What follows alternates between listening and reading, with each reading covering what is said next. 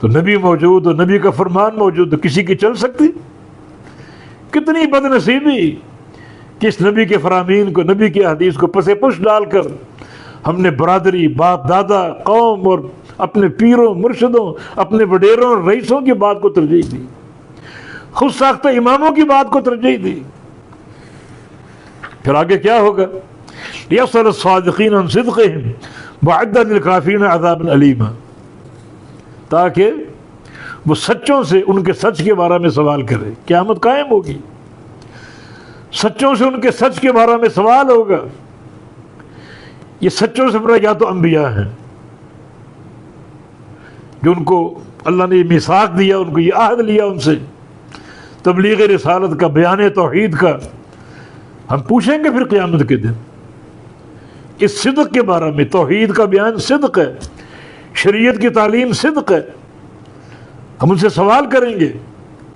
تو صادقین سے مراد انبیاء، جیسے کہ قوم مقام پر فرمایا یوم یجمع الرسل فیقول ماذا اجبتم، اللہ تعالیٰ قیامت کے دن رسولوں کو جمع کرے گا اور فرمائے گا، پوچھے گا تم کیا جواب دیے گئے،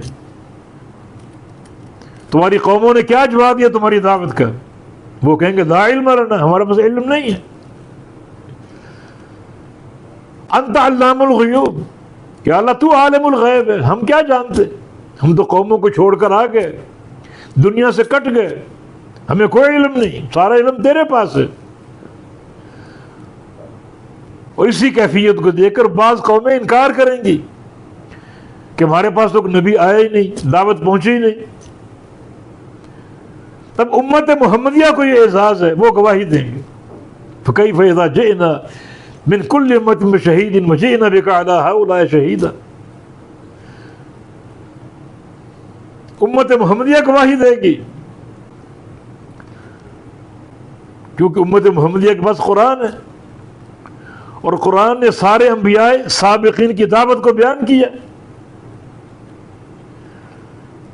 وَلَقَدْ بَعَثْنَا فِي كُلِّ أُمَّةٍ رَسُولًا أَنِ اعْبُدُوا اللَّهَ وَاجْتَنِبُوا الطَّاغُوتَ، ہر قوم میں رسول بھیجا اس دعوت کے ساتھ کہ ایک اللہ کی عبادت کرو اور طاغوت سے بچو۔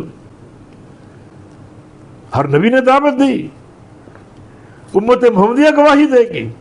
اس امت کا اعزاز وَكَذَلِكَ جَعَلْنَاكُمْ أُمَّةً وَسَطًا لِتَكُونُوا شُهَدَاءَ عَلَى النَّاسِ، ہم نے تمہیں بہترین امت بنایا، بہترین امت، تاکہ تم لوگوں پر گواہی دے سکو۔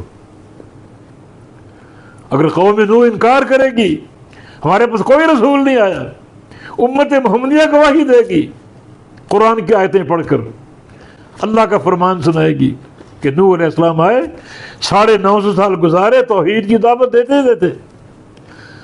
تو یہ صادقین سے، ان کے صدق کے بارے میں سوال ہوگا، ان انبیاء سے۔ یہ صادقین سے مراد سچے لوگ، صالحین، کیونکہ قیامت کے دن یہ صدقی کامیابی کا باعث بنے گا۔ قال اللہ ھذا یوم ینفع الصادقین صدقہم، اللہ قیامت کے دن فرمائے گا جو آج کا دن ہے سچوں کو ان کا سچ نفع دے گا، وہی کامیاب ہوں گے۔ عقیدے میں سچے ہوں، تعلق باللہ میں سچے ہوں، محبت رسول میں سچے ہوں، تقوی میں سچے ہوں، اعمال میں سچے ہوں، توبہ میں سچے ہوں، استغفار میں سچے ہوں، ہر طرف سچ ہی سچ ہو، وہ لوگ نفع پائیں گے اور وہ لوگ کامیاب ہوں گے۔ وَأَعَدَّ لِلْكَافِرِينَ عَذَابًا أَلِيمًا، اور اللہ نے تیار کیا کافروں کے لیے دردناک عذاب۔